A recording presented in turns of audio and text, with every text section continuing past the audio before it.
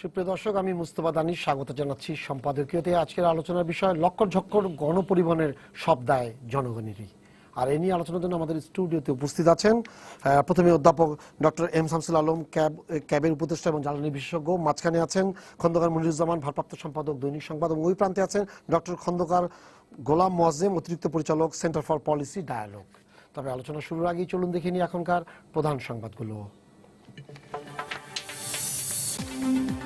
কুরবানি ঈদে বাসের আগাম টিকিট বিক্রি শুরু, কাউন্টারে কাউন্টারে ঘরমুখো মানুষের ভিড়, কাঙ্ক্ষিত টিকিট পেয়ে সন্তুষ্ট যাত্রীরা।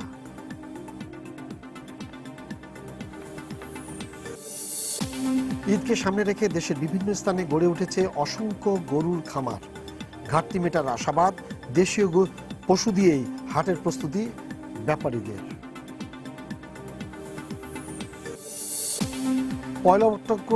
পয়লা অক্টোবর থেকে ভাড়া বাড়ানোর সিদ্ধান্ত হলেও নগরীর বিভিন্ন রোডে আদায় হচ্ছে বাড়তি বাস ভাড়া, হয়রানি সহ নানা অভিযোগ যাত্রীদের। বর্ধিত ভ্যাটের প্রতিবাদে রোববার থেকে ক্যাম্পাসে ধর্মঘট পালনের ঘোষণা শিক্ষার্থীদের। ভ্যাট প্রত্যাহারে প্রধানমন্ত্রীর কাছে বেসরকারি বিশ্ববিদ্যালয় সমিতির আহ্বান।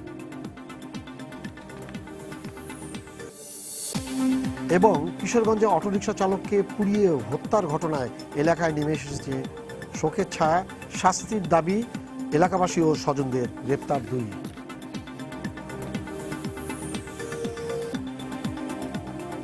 স্যার, গণপরিবহনের ভাড়া, বিশেষ করে ঢাকা এবং চট্টগ্রামের গণপরিবহনে বাস, মিনি বাস এবং সিএনজির ভাড়া বেড়ে গেছে।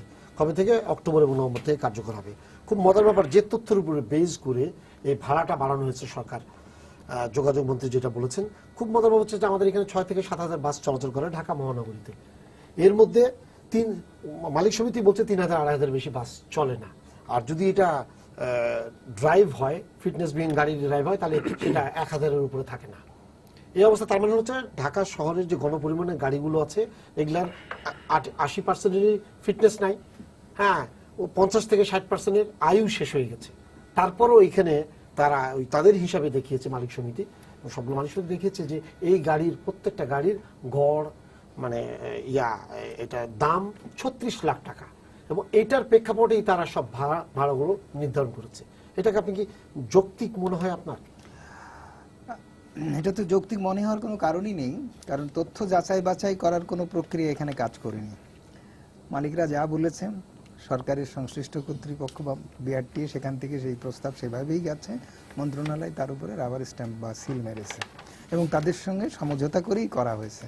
এটা যাচাই বাছাইয়ের জন্য যেসব প্রক্রিয়া আইনগতভাবে আছে সেসব কোনো প্রক্রিয়া তারা অনুসরণ করেনি। এখন শুরুতেই যে জায়গাগুলো এসছে, যে তেলের দাম যখন অতীতে বাড়ানো হয়েছে, সঙ্গে সঙ্গে ভাড়া বেড়ে গেছে, তখন সমন্বয় করার জন্য গ্যাস খাত লাভে থাকলেও সিএনজির দাম বাড়ানো হয়েছে, তা না হলে সমতা আসবে না, এই কথা বলা হয়েছে। এখন যখন তেলের দাম কমে গেছে, তেলের দাম সমন্বয় করা হলো না, আমরা বললাম যে সিএনজির দাম যদি বাড়ানো হয় তাহলে গাড়ি ভাড়া সবারই বেড়ে যাবে। তারা বলল যে এত কম বেড়েছে তেলের সিএনজির দাম, বা বাড়বে বা বাড়ানো হবে না, যাই করা হোক ওটা ভাড়ার উপরে প্রভাব ফেলবে না। এটা এনার্জি রেগুলেটরি কমিশন একটা বিরাট ফিরিস্তি বের করেছে যে এত কিলোমিটারে এত কয় পয়সা বাড়বে। বাস্তব অবস্থা ভিন্ন। সরকারের মধ্যে যারা কাজ করছে তাদের এই সমস্ত বোধ বিবেচনা এতই দুর্বল এবং এতই অজ্ঞতা যে এ সম্পর্কে আর বাইরে বলার রুচি চলে গেছে। এখন ওবায়দুল কাদের সাহেব, তিনি এই মন্ত্রণালয়ের মন্ত্রী, তিনি যেসব অভিব্যক্তি ব্যক্ত করেছে তাকে সিম্পলি মনে হয় যে সে বোধহয় এদেশের সান অব দি সয়েল না, ভূমিপুত্র না। তাকে কোথাও থেকে যেমন এমডি হায়ার করা হয়, আমরা যেমন আপনার এই শেরাটন হোটেল বা রূপসী বাংলা হোটেল বা সুন্দরবন হোটেল, এই সমস্ত জায়গায় এমডি খুঁজে বাইরে থেকে ভাড়া করে নিয়ে আসি এবং তাদেরকে বেতন দিয়ে আমাদের দেশের সংস্কৃতি, আমাদের দেশের মানুষের বোধ বিবেচনা যেমন তাদের বোঝা লাগে না, তাদের প্রফেশনাল স্কিল দিয়ে তারা চালায়। তা আমাদের মন্ত্রীরা মনে হচ্ছে বিদেশ থেকে এসছে। তাদের মানুষের সঙ্গে, মানুষের বোধ বিবেচনার সঙ্গে, সক্ষমতার সঙ্গে, রুচির সঙ্গে, ন্যায় অন্যায়ের সঙ্গে তাদের কোনো সম্পর্ক নেই। তারা মালিকদের প্রতিনিধিত্ব করছে, মালিকদের পিআরও হিসেবে কাজ করছে, মালিকদের স্বার্থ সংশ্লিষ্ট বা স্বার্থ সংরক্ষণ করা তারা দায়িত্ব নিয়ে পেরেছে। তা এখন আমাদের একটাই দাবি হওয়া উচিত, আমি মনে করি এখন থেকে সাধারণ মানুষকে বলতে হবে যে মন্ত্রী রাস্তায় আমাদের সঙ্গে চলেছে, গণপরিবহনে চলে, এবং মন্ত্রী হওয়ার পরেও যিনি রাস্তায় চলবেন, যিনি গণপরিবহনে আমাদের সঙ্গে চলাচল করবেন, মন্ত্রী হয়ে নেমে যাওয়ার পরে তার ফ্ল্যাট, প্লট, তার গাড়ি বাড়ি পাজেরও লাগবে না, তিনি আবারও আমাদের সঙ্গে চলবেন, এরাই হচ্ছে মন্ত্রী হবেন, এবং এরাই মন্ত্রী হওয়ার কোয়ালিফিকেশন। এই কোয়ালিফিকেশন যার নেই সে যেন সংসদ সদস্য না দাঁড়ায়, সে যেন মন্ত্রী না হয়। এছাড়া আর কোনো কিছু বলার আছে বলে এই মুহূর্তে আমার আর মনে হচ্ছে না। স্যার, একটা ফোন আছে, তারপরে আমি মুনির ভাইকে যাবো। হ্যাঁ দর্শক, আপনার নাম দিয়ে পরিচয় দিয়ে প্রশ্ন করুন।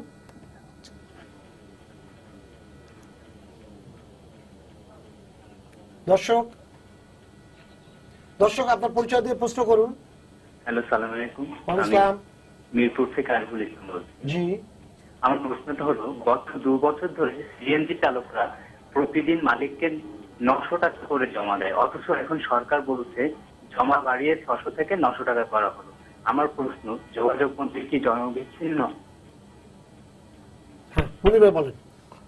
প্রথমে প্রশ্নের জবাবটা দিয়ে শুরু করি। এটা বোঝাই যাচ্ছে যোগাযোগ মন্ত্রী অবশ্যই জনবিচ্ছিন্ন, কারণ গত 2 বছর থেকেই সিএনজি মানে অটোরিকশার যারা চালক তারা মালিককে 900 টাকা করে জমা দিচ্ছে।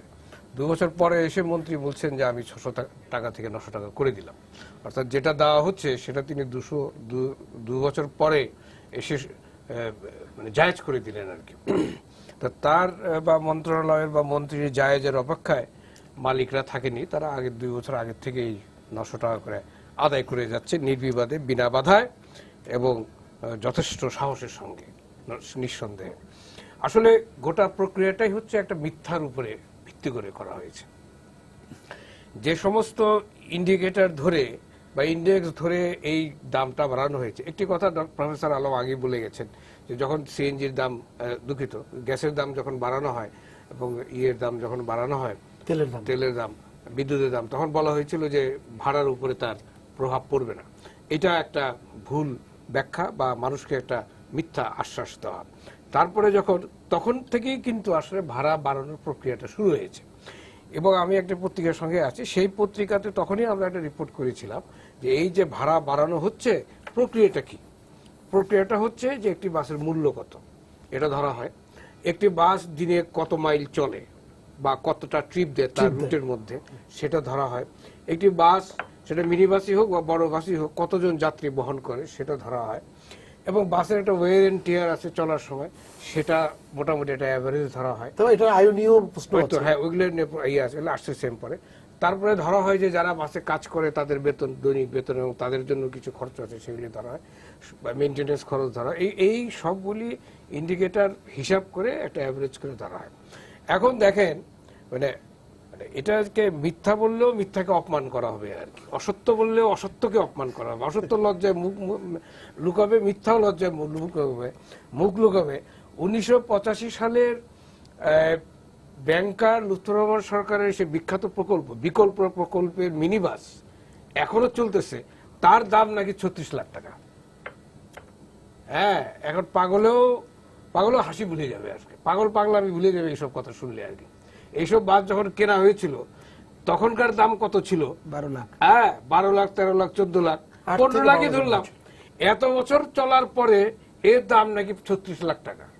তো সেই জন্য বললাম যে অসত্য এবং মিথ্যাও লজ্জা মুখ লুকাবে যখন এই ঘটনাগুলি জানবে। একটা বাস কত যাত্রী বহন করে, যারা বাসে চড়ে, আমিও মাঝে মাঝে বাসে চড়ি, আপনিও মাঝে মাঝে বাসে চড়েন। হ্যাঁ, এবং আমরা জানি বাসে যখন চড়ে তখন তিল ধারণের কোনো জায়গা থাকে না, ঝুলেও বাসে যেতে হয়। অনেক সময় ঝুলন্ত লোককে নামিয়ে দেওয়া হয়, ধাক্কা দিয়ে নামিয়ে দেওয়া হয় বাস থেকে, মানে এরকম।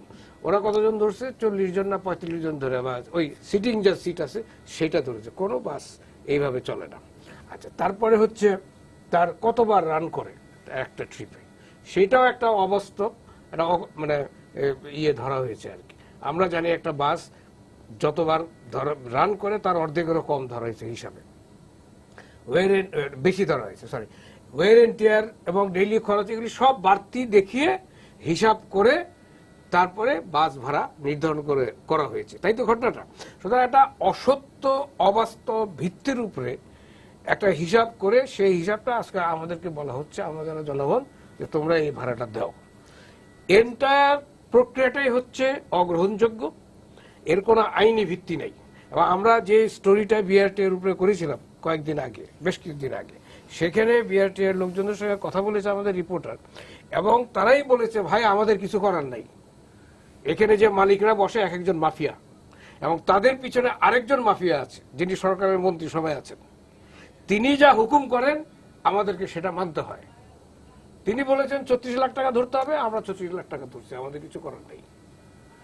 এই যে মাফিয়া, একটা এন্টায়ার সিস্টেমটা চলতেছে মাফিয়ার পদ্ধতিতে, এবং সেখানে যারা যাত্রী, সাধারণ মানুষ বা সাধারণ মানুষের স্বার্থ দেখে যে সমস্ত সংস্থা বা সংগঠন, তাদের কোনো রিপ্রেজেন্টেশন নাই।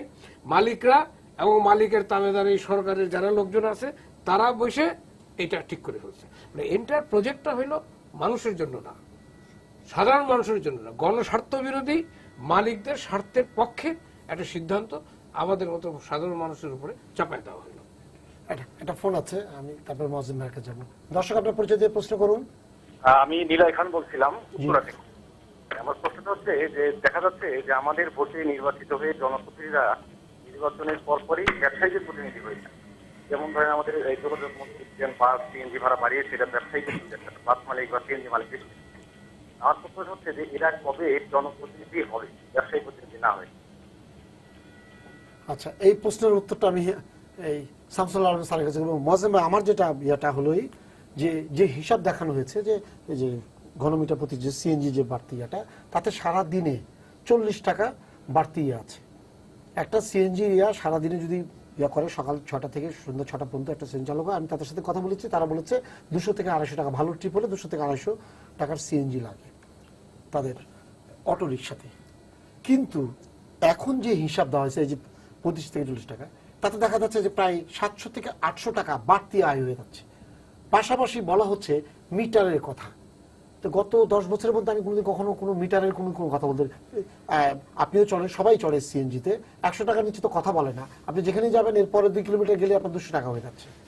এই মিটার সিস্টেমটা কোন জায়গা, মানে কোথা থেকে মিটারটা আসলো, এই মিটারের রিডিংটা কিভাবে আসে? কোনো জনগণ কিন্তু মিটার দেখে। এক সেকেন্ড বলে নিই, মিটার আছে, এটা একটা শোভা। আচ্ছা, বলবেন, আপনার তো এগুলো নিয়ে আপনারা গবেষণা করেন। প্রথমত যেটা পরিষ্কার করা দরকার যে এই পরিস্থিতিটা হবার পিছনে আসলে গণপরিবহন খাতে মানে দীর্ঘদিন যাবৎ কোনো বিনিয়োগ না হওয়া এবং এক রকমের অরাজক পরিস্থিতির কারণে আসলে এই যে বিভিন্ন রকমের সমস্যা দিকগুলো তৈরি হয়েছে তার ফল আসলে এটি। আমরা সেটি যেমন বাসের স্বল্পতার কথা যেটি আপনি বললেন যে প্রায় 80% বাস আসলে ফিটনেস হয় না, এমনকি যখন মাঝে মাঝে যখন পুলিশের পক্ষ থেকে ফিটনেসের ড্রাইভ চালানো হয় তখন শহরে আবার বাস থাকে না।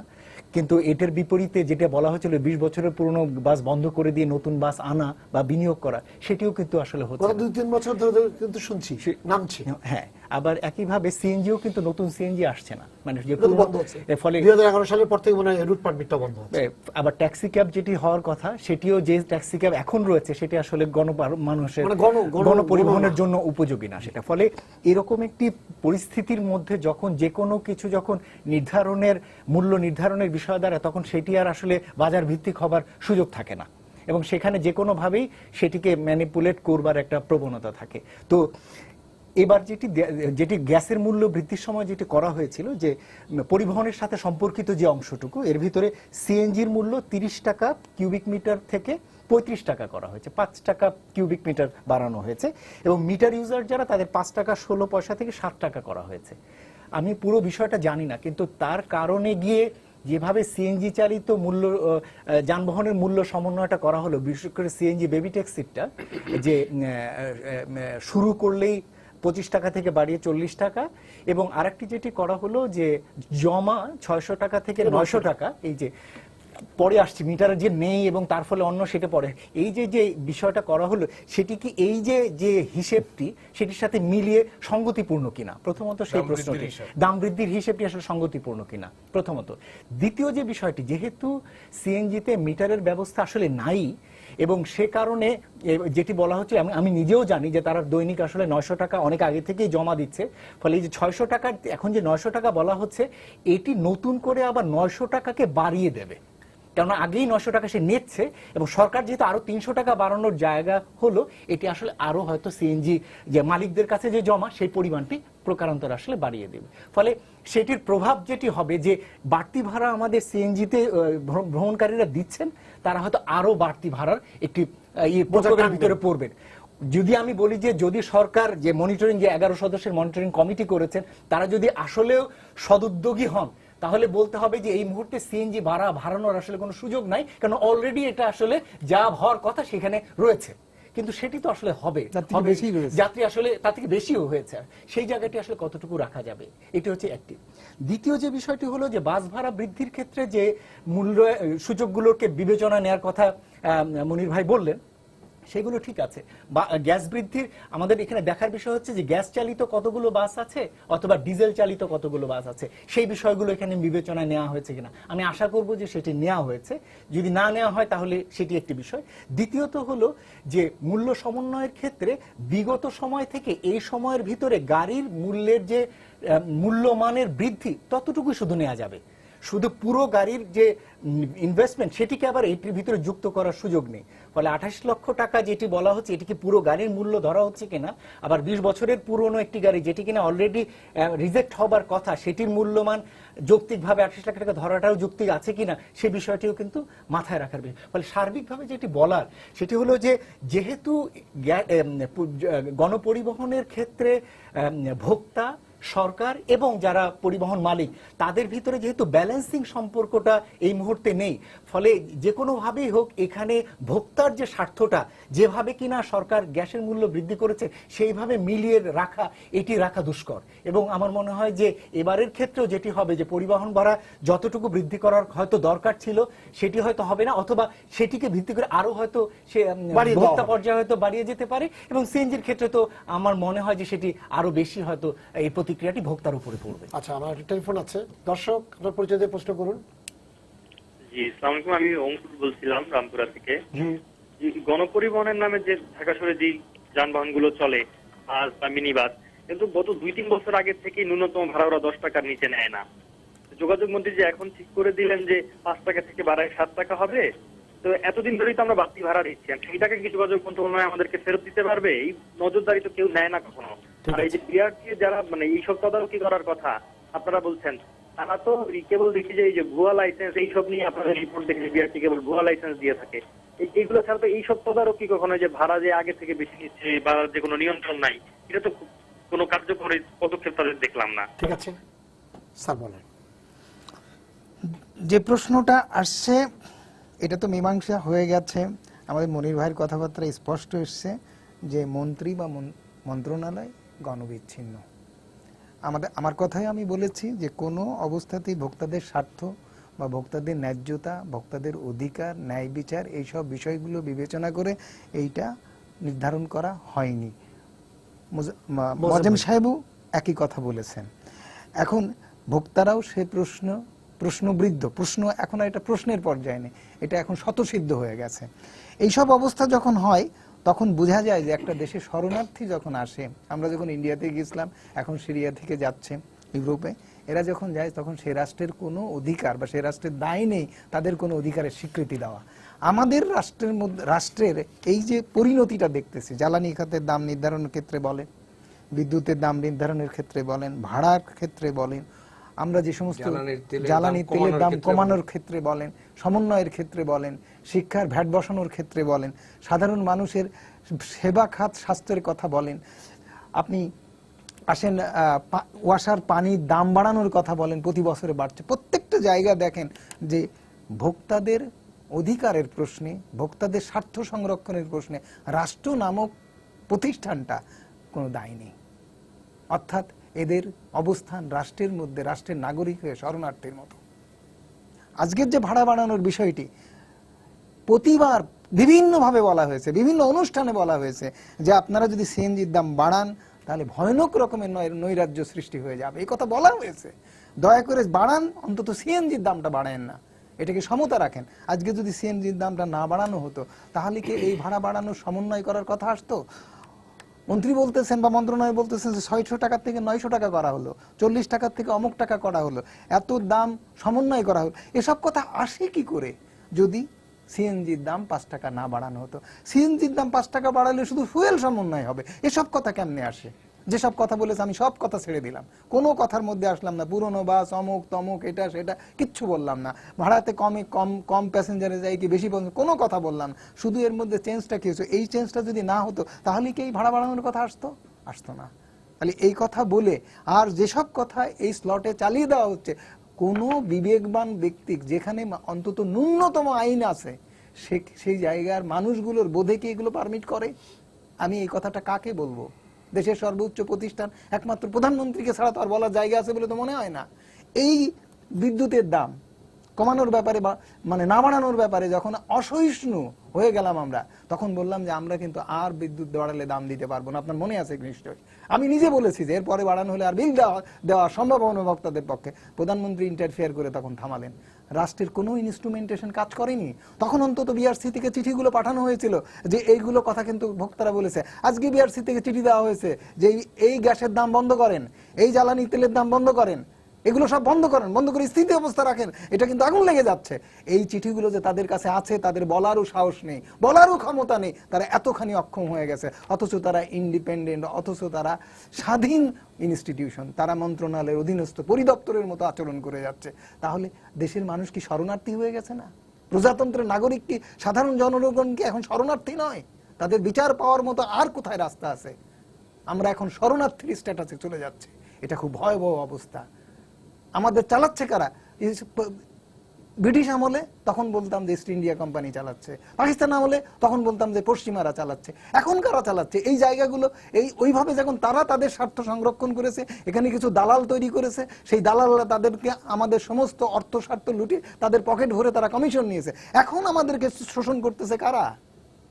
এই মালিকরা। তো এই মালিকদের শোষণ করার জন্য এই মন্ত্রীরা, এই সেক্রেটারিরা, এই ইনস্টিটিউশন, এরাই তো তাদের হয়ে আমাদের পকেট থেকে টাকা নিয়ে আমাদেরকে পথে বসায় দিচ্ছে। এর প্রতিকার কার কাছে যাব? বিধাতার কাছে, আর তো কোনো জায়গা নেই। আচ্ছা, আরেকটা জিনিস আছে স্যার, যেটা হলো যে ওনাকেও বলেছিলাম, আমরা সিএনজিতে কিন্তু এই অটোরিকশাতে কিন্তু আমরা কোনো মিটার দেখি না। ওনারা গেলে চুক্তিভিত্তিক যাওয়া আসা হয়। হ্যাঁ, তাহলে এই রেটটা কি করে ঠিক হলো? আমি তো মিটারই দেখতে পাই না।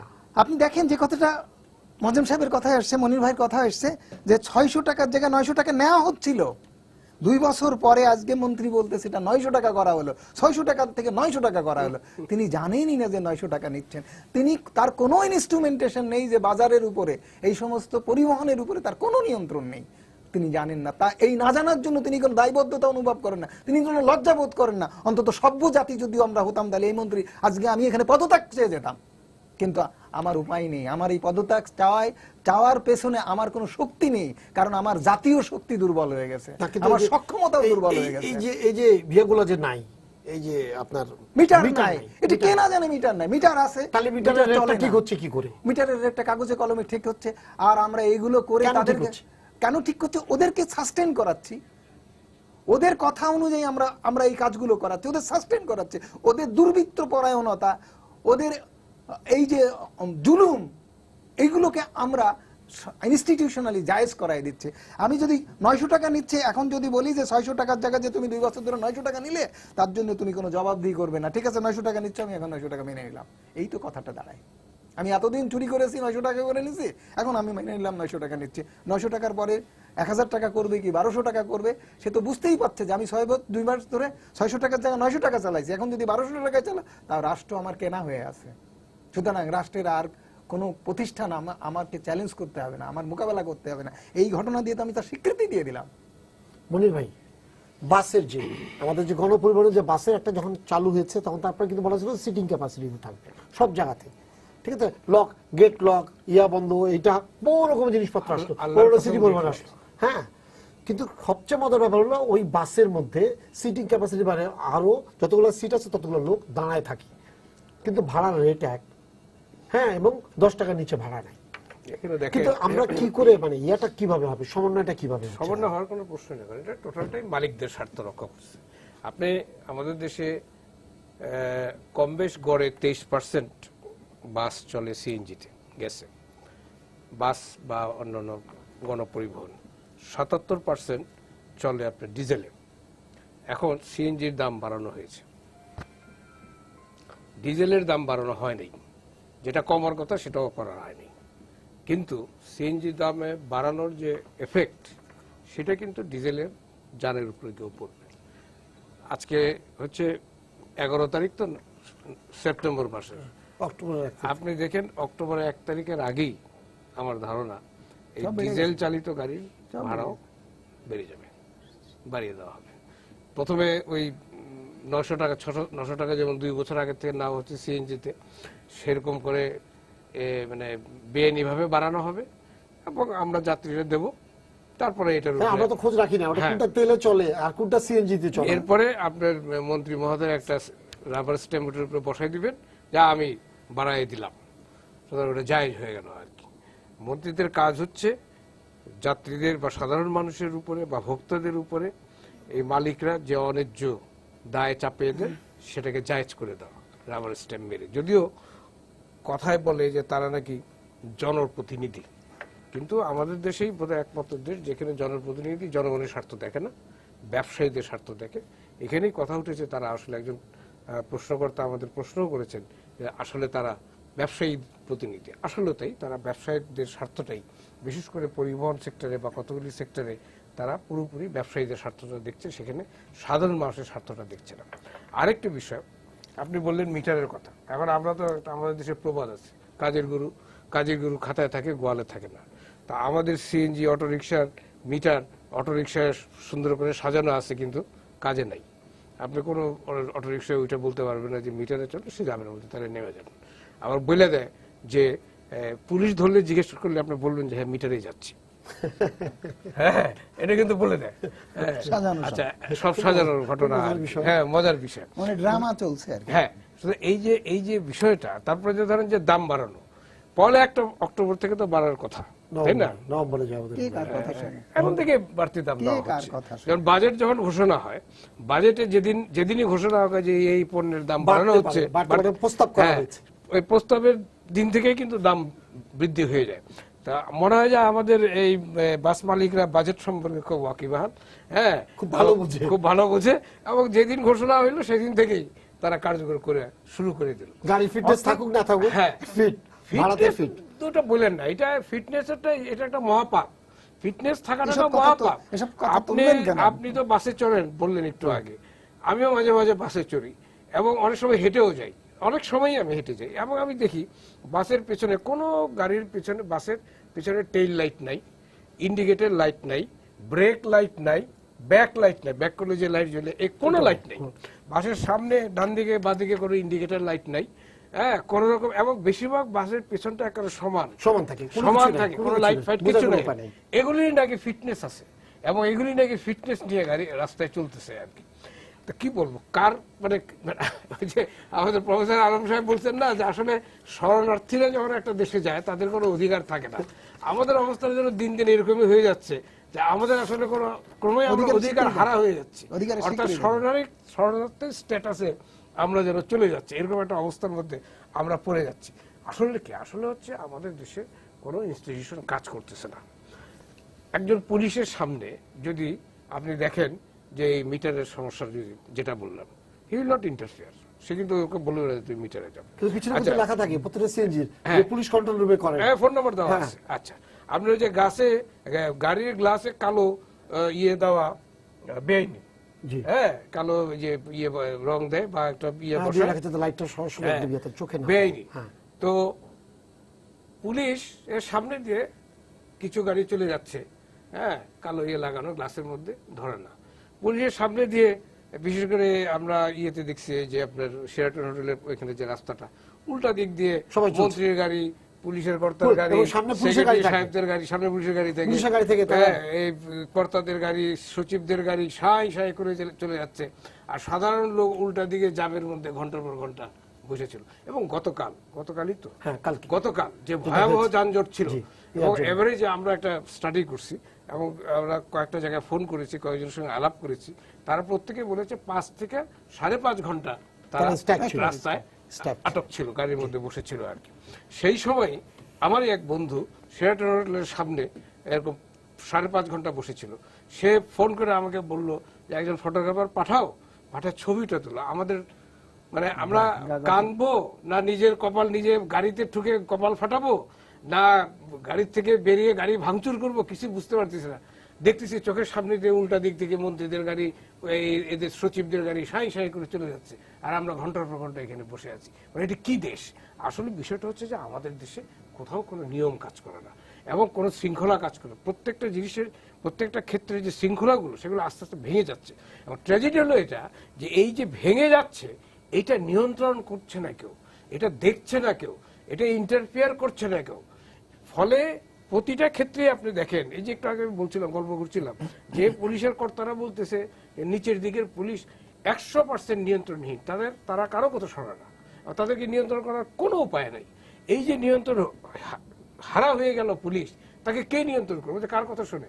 কথা শুনে লোকাল পলিটিক্যাল পার্টি যারা পাওয়ারে আছে তাদের কথা, মাস্তানদের কথা, মন্ত্রীদের কথা, পাওয়ার পার্টির কথা, আর কারো কথা শোনে না। তাই যদি হয়, এরকম একটা পরিস্থিতি যদি দেশে হয় এবং প্রত্যেকটা ইনস্টিটিউশন যদি এভাবে আপনার নিয়ন্ত্রণ হারা হয়ে যায়, তাহলে তো ওই যেটা আলম সাহেব বলছে, প্রফেসর আলম বলছে যে আমাদের কোনো অধিকার, কোনো প্রশ্নই আসে না। মোয়াজ্জেম ভাই বলেন, একদম শেষ পর্যায়ে আসছি, মোদ্দা কথা কি? মুদ্রা কথাটাই, যে আমরা এই জায়গা থেকে উত্তরণের পথটা কি এবং কিভাবে এটা হতে পারে? মানে একটা বিষয় তো পরিষ্কার, সেটা হলো যে গণপরিবহনের ভাড়ার যখন নির্ধারণের বিষয় দাঁড়ায়, তখন আসলে সকল পক্ষের মতামত পূর্ণাঙ্গভাবে বিবেচনায় নেওয়া হচ্ছে কিনা। যেমন আমরা বিদ্যুৎ বা গ্যাসের মূল্য বৃদ্ধির সময় কমিশনগুলো যেমন গণশুনানির ব্যবস্থা করে, যদিও দেখা যায় যে তাদের মতামত কত আমলে নেয়ার ক্ষেত্রে হয়তো অনেক ক্ষেত্রে আমরা দেখি ঠিক, কিন্তু যখন এই যে গণপরিবহনের যখন ভাড়া নির্ধারণ হচ্ছে, তখন সরকারের পক্ষ থেকে ভোক্তাদের সাথে কতটুকু আলাপ আলোচনা হচ্ছে বা যৌক্তিকভাবে আলাপ আলোচনাগুলো নেওয়া হচ্ছে কিনা, বিবেচনায় নেওয়া হচ্ছে কিনা। যে কেননা এটি শুধুমাত্র মানে দাম সমন্বয়ের বিষয় না, এটি হচ্ছে ভোক্তার দেবার ক্ষমতার বিষয়টিও এর সাথে জড়িত, এবং কতটুকু সে আসলে দেবার মতো অবস্থায় রয়েছে সেটি জড়িত।